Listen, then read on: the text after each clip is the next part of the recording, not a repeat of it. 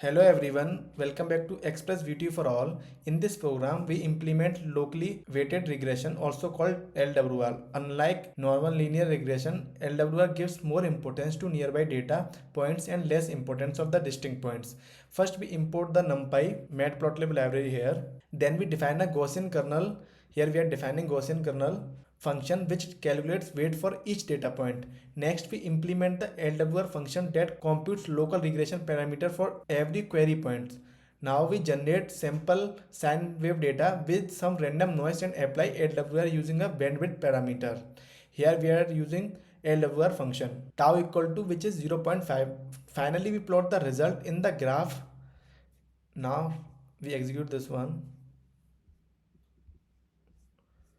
So here we are getting a graph which is locally weighted regression. Here in this graph, red point represent the training data and the blue curve represent the locally weighted regression fit.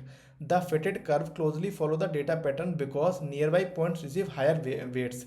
That's why with the help of red and blue point we are defining here locally weighted regression, and here red represent the training data and blue represent the LWR fit. So like that you have to write in the examination. So thank you for watching our video. Please subscribe Express VTU for all.